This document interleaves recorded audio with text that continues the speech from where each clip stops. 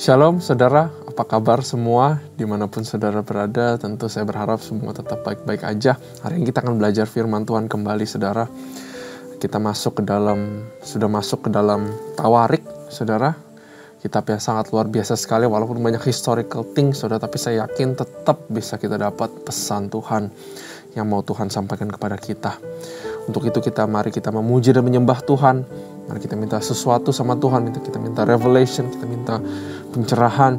Tuhan, kami butuh firman-Mu ya Bapa, kami butuh pengertian daripada firman-Mu. Sehingga kami bisa mengerti itu dan mengubah kehidupan kami menjadi lebih baik Tuhan. Ya Radabash kita bayar.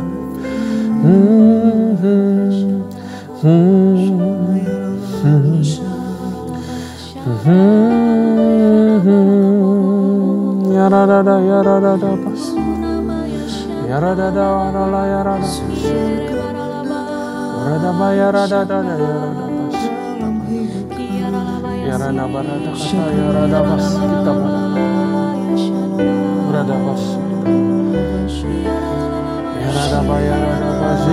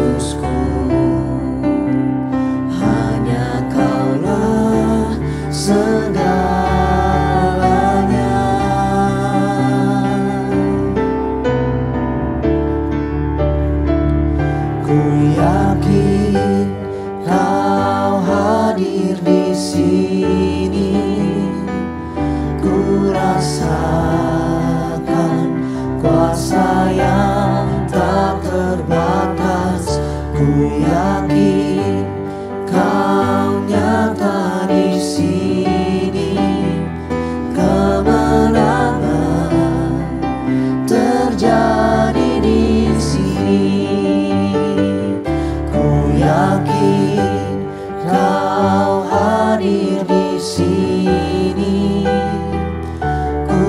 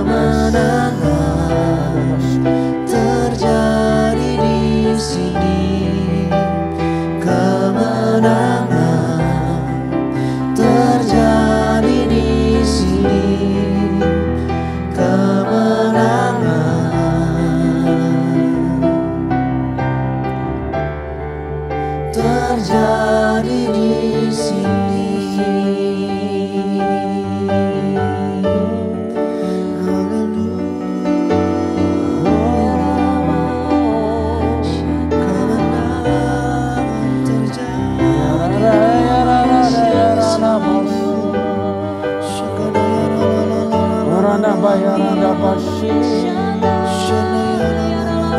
Rada Bayarada Bashi Yarala Yarada Bashi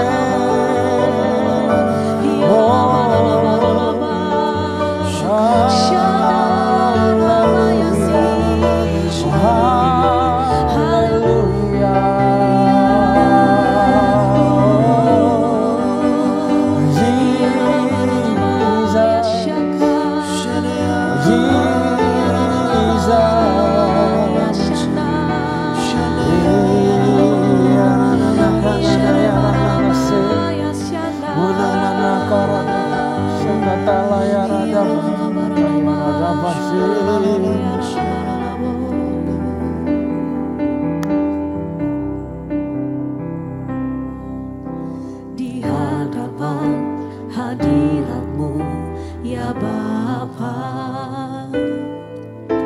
ku datang dengan penuh kerinduan. Di hadapan hadirat-Mu ya Bapa, segala keangkuhanku hilang. Di hadapan hadirat-Mu ya Bapa, ku datang dengan penuh kerinduan. Di hadapan hadirat-Mu ya Bapa, segala keangkuhanku hilang. Ku sembahkan ya Bapa, ku sembahkan ya Tuhan, ku tinggikan nama-Mu Yesus dalam hidupku selalu. Ku sembahkan ya Bapa, ku sembahkan ya Tuhan, ku tinggikan nama-Mu Yesus dalam hidupku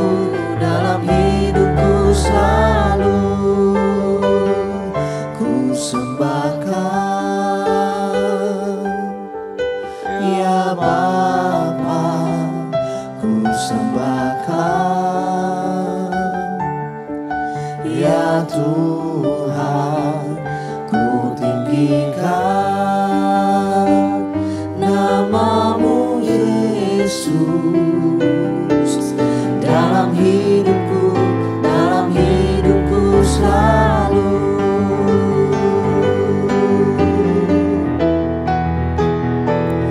Ku sembahkan ya Bapa, ku sembahkan ya Tuhan, ku tinggikan nama-Mu Yesus dalam hidupku selalu. Dalam hidupku selalu. Dalam hidupku selalu.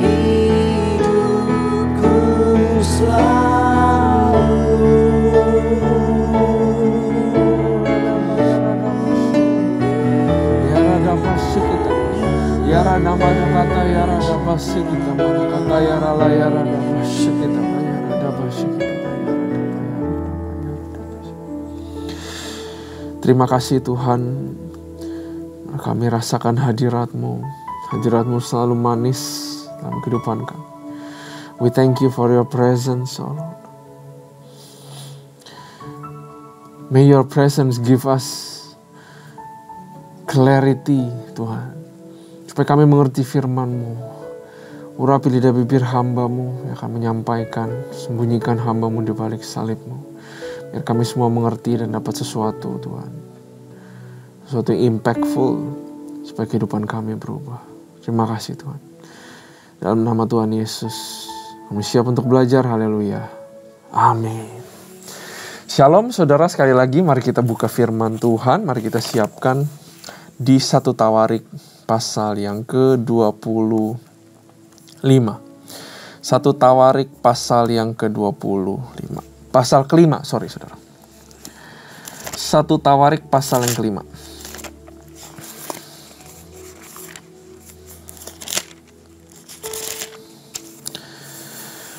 Suku-suku yang di seberang sungai Yordan. Saudara kalau perhatikan tentang Tawarik, saudara, dari 1 sampai 9 banyak menjelaskan keturunan-keturunan. Mungkin kita bosan, tapi ini penting, saudara, untuk kita tahu bahwa karena Tawarik mungkin bisa dibilang sedikit mengulang. Keturunan-keturunan, nanti Daud lagi, nanti ada Salomo lagi, nanti ada raja-raja lagi, seperti diulang. Tapi narasinya berubah, Tawarik. Karena Tawarik itu adalah dua kitab yang sangat panjang, tapi terintegrasi satu sama lain. Tawarik itu punya narasi atau perspektif yang berbeda. Dimana kalau raja-raja mungkin lebih kelihatan bahwa moral yang dari luar biasa keren, dari Daud turun ke Salomo lama-lama jeblok. Dan berakhir ke pembuangan, ya. Salah satu kitab yang menurut saya sangat devastating untuk dibaca juga, saudara. Tapi Tawarik punya narasi yang berbeda. Nanti saudara akan lihat raja-raja yang kita belajar di Tawarik, lebih saudara bisa mengenal karakternya. Dan Tawarik ini ditulis itu setelah beratus-ratus tahun lamanya setelah bangsa Israel kembali daripada Babel, saudara. Jadi lebih ke arah hope there is a messianic king, dan juga yang akan merebuild kembali Jerusalem dan Bait Suci. Ya. Jadi akan dijelaskan di pasal kelima ini tentang 3 suku, Ruben, Gad, dan kita akan lihat lagi nanti Manasye juga, saudara. Nah, ada hal yang luar biasa yang kita bisa belajar di sini, saya percaya. Suku-suku yang di seberang Sungai Yordan, anak-anak Ruben, ya, di seberang Sungai Yordan. Ada anak-anaknya si Ruben, anak sulung Israel. Perhatikan saudara, Ruben adalah anak sulung Israel. Dialah anak sulung, tetapi karena ia telah melanggar kesucian petiduran ayahnya, maka hak kesulungannya diberikan kepada keturunan dari Yusuf, anak Israel juga, sekalipun tidak tercatat dalam silsilah sebagai anak sulung. Ya, jadi nggak aneh sebenarnya kalau yang justru paling kecil mendapatkan birthright atau hak kesulungan itu, saudara. Memang Yehuda lah yang melebihi saudara-saudaranya. Bahkan salah seorang diantaranya menjadi raja, ya. Jadi di sini narasinya bilang harusnya jatuhnya ke Yehuda, karena itu keturunan raja. Tetapi hak sulung itu ada pada Yusuf. Anak-anak Ruben, anak sulung Israel ialah Henok, Palu, Hezron, dan Karmi. Keturunan Yoel ialah Semaya anaknya. Anak orang ini ialah Gog. Anak orang ini ialah Simei, anak orang ini ialah Mika, anak orang ini ialah Reaya, anak orang ini ialah Baal, anak orang ini ialah Bera yang diangkut ke dalam pembuangan oleh Tiglat-Pilneser, Raja Asyur. Dialah pemimpin orang Ruben. Jadi tokoh-tokoh ini adalah tokoh-tokoh pivot, ya, saudara. Saudara-saudaranya menurut kaumnya seperti tercatat dalam silsilah. Menurut keturunan mereka ialah kepala Zakaria, dan Bela bin Azaz bin Sema bin Yoel. Dialah yang diam di Aroer dan wilayahnya sampai ke Nebo dan Baal Meon, dan ke sebelah timur wilayahnya sampai ke pinggir padang gurun yang terbentang mulai dari sungai Efrat. Sebab ternak mereka telah bertambah banyak di tanah Gilead. Di zaman Saul mereka melakukan perang melawan orang Hagri. Setelah orang-orang ini jatuh ke dalam tangan mereka, maka mereka diam di kemah orang-orang itu di seluruh sisi timur Gilead. Nah, kemudian Bani Gad, saudara.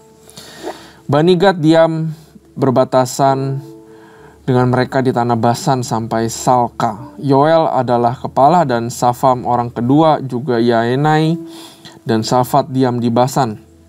Saudara-saudara mereka menurut puak-puak mereka ialah Mikael, Mesulam, Sheba, Yorai, Yakan, Zia, dan Eber. 7 orang itulah anak-anak Abihail bin Huri bin Yarwah bin Gilead bin Mikael bin Yesai bin Yado bin Bus, Ahi bin Abidel.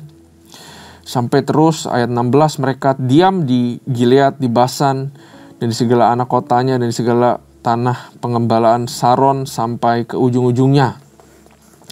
Jadi di sini juga dijelaskan, saudara, warisan-warisan tanah mereka di histori lagi. Mereka sekalian dicatat dalam silsilah pada zaman Yotam, Raja Yehuda, dan pada zaman Yerobeam, Raja Israel. Nah, ayat 18, dari Bani Ruben, orang Gad, dan setengah suku Manasye. Jadi kebelah ya, saudara, suku Manasye. Ada 44.760 orang yang sanggup berperang.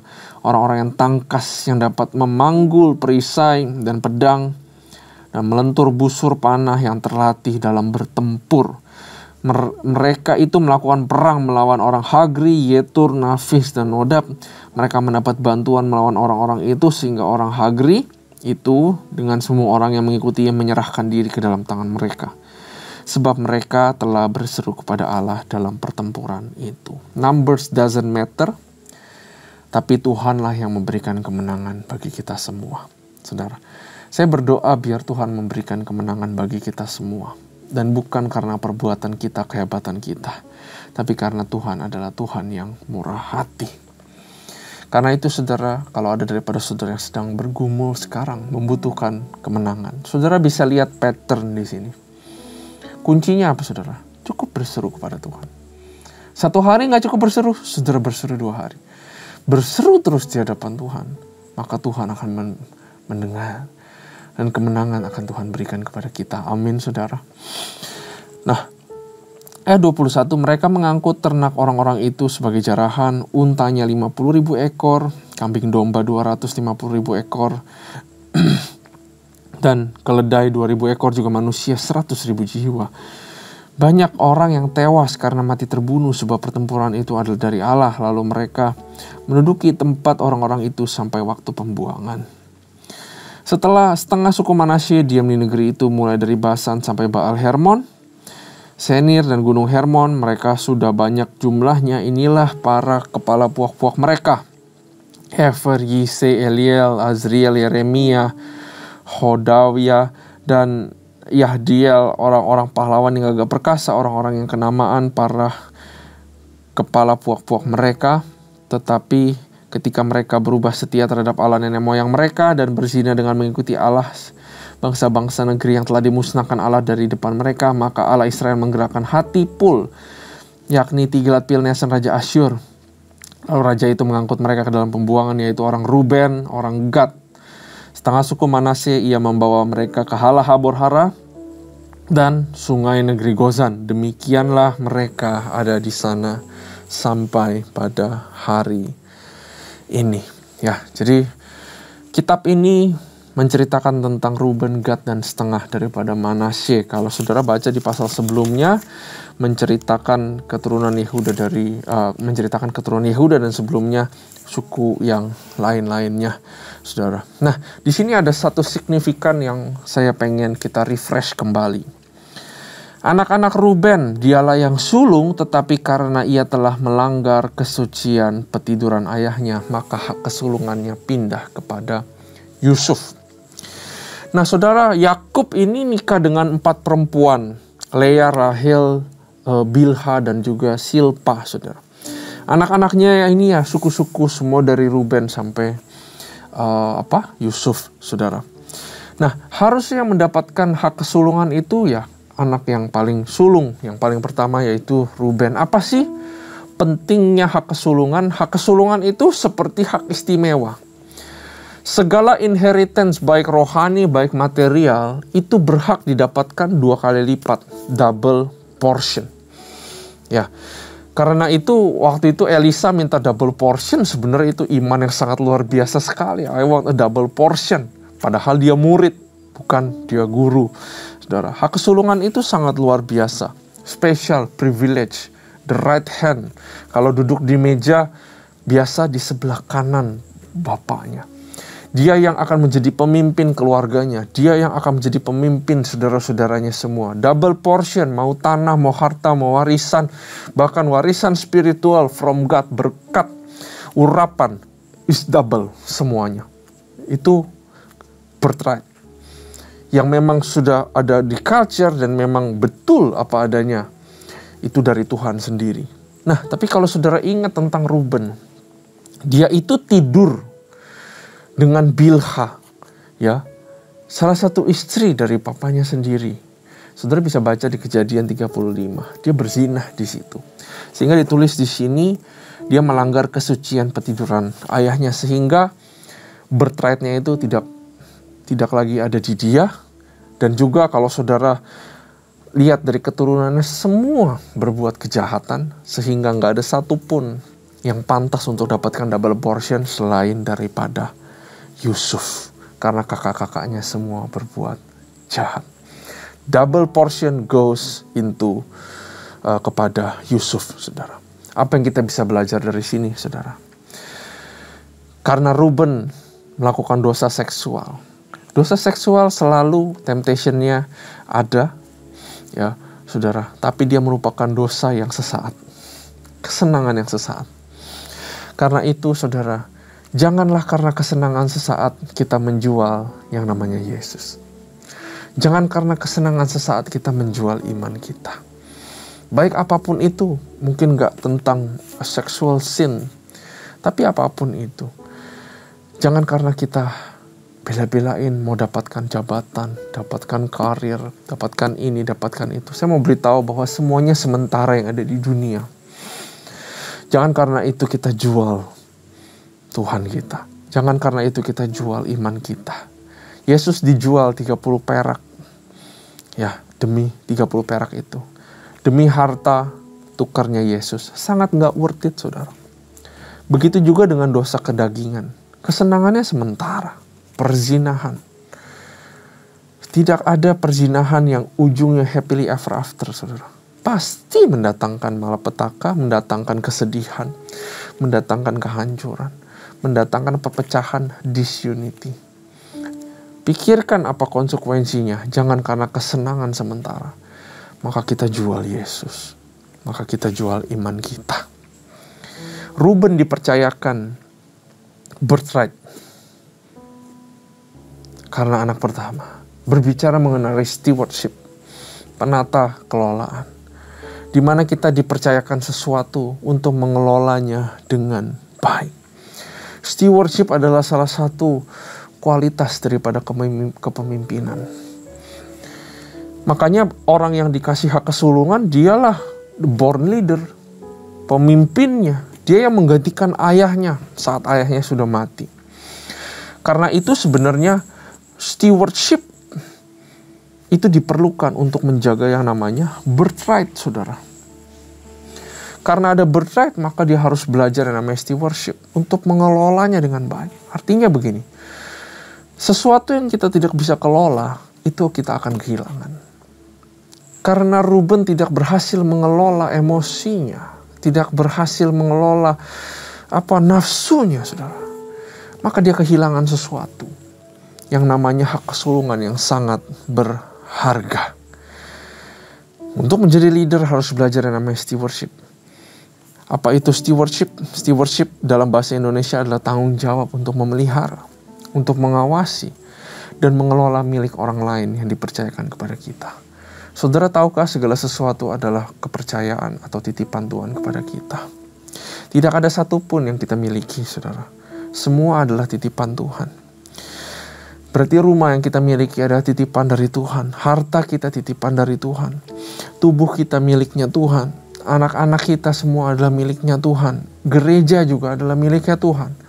Pelayanan juga ada miliknya Tuhan. Makanya gak bisa sembarangan dalam melayani. Belajar tentang stewardship lewat Ruben ini, kita akan kehilangan yang kita gak bisa pelihara, saudara. Karena itu, saudara, bagi saudara yang bekerja di marketplace, pelayanan, apapun profesi saudara, ya, nggak cuman Tuhan pengen kita memelihara, tapi Tuhan pengen kita work out. Tuhan pengen kita cultivate. Tuhan pengen kita mengembangkan, gak cuma sekedar menjaga. Makanya kalau saudara ingat tentang perumpamaan talenta, kepadanya yang tidak bisa mengembangkan, diambil daripadanya. Diberikan kepadanya yang bisa mengembangkannya. Adam diciptakan bukan cuma untuk memelihara taman, tapi untuk work out the garden, to cultivate, menjadikannya lebih hebat. Saya nggak bisa bayangin, saudara. Taman yang dibikin oleh Tuhan sendiri sudah berapa bagus. Tapi katanya Tuhan, kamu harus menjadi steward. Kamu harus pelihara, dan gak cuma pelihara, you have to work out. Jadikan ini lebih baik lagi, saudara. Karena itu, saudara, mari kita belajar untuk kalau menjadi steward yang baik. Terutama kalau saudara di marketplace, di dalam pelayanan, di rumah tangga, dimanapun. Bekerjalah dengan jujur, nomor 1 yang pertama. Bekerjalah dengan kreatif. Itu yang kedua, untuk mengeluarkan sesuatu yang baru. Ya, bagaimana cara menjadi kreatif, saudara? Adalah dengan kita terhubung dengan Tuhan yang kreatif, ya. Dan mari kita bekerja dengan excellence. Seorang steward nggak cuma memelihara, kalau dikasih ini ya balikin ini. No, seorang steward dikasih sesuatu, dia balikin menjadi sudah transform menjadi yang lebih hebat. Itu yang namanya excellent. Kita harus bekerja dengan excellent, di luar ekspektasi. Kalau saudara dituntut A, saudara harus berikan A+. Saudara dikasih B, saudara harus berikan B+. Lewati ekspektasi yang dituntut kepada saudara. Itu namanya excellence. Kenapa kita excellence? Karena kita punya Tuhan yang excellence. Saya nggak dibayar banyak untuk melakukan nggak usah sampai segitulah, saya nggak dibayar segitu. Gak bisa seperti itu. Karena kita punya Tuhan yang excellence, maka kita harus jadi orang excellence. Kita kasih lebih daripada apa yang diminta. Bukan karena bayaran, tapi karena who we are dan who God is. Ya, itu adalah identitas orang Kristen, seorang steward. Adam disuruh gak cuma memelihara, tapi cultivate. Tuhan pelihara, ciptakan binatang-binatang, Adam yang kasih nama. Itu adalah steward yang baik. Steward yang baik adalah hamba yang baik. Di sini Ruben gagal menjaga satu hal yang penting. Sehingga dia bukan hamba yang baik. Sehingga daripadanya diambil dan diberikan kepada orang yang lebih layak. Saya berdoa, saudara. The spirit of stewardship ini ada di dalam kita semua. Sehingga yang baik tetap ada dalam diri kita. Biarlah yang gak baik itu ada di dalam orang-orang yang gak kenal Tuhan. Saya percaya, saudara, saat orang-orang yang tidak mengenal Tuhan, sekarang mungkin mereka diberikan kekayaan, kesuksesan. Tapi mereka tidak mengelola dengan baik. Tapi mereka justru pakai itu untuk berbuat jahat. Saya percaya, nasib mereka hanyalah apa daripada mereka itu akan diambil dan diberikan kepada orang yang mau mengelola dengan baik, yaitu anak-anak Tuhan. Mari kita berdoa.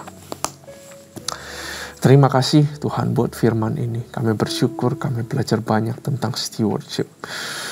Kuatkan kami, berikan kami revelation terus-menerus di dalam kami menjalani the journey, membaca Chronicles atau kitab Tawarik.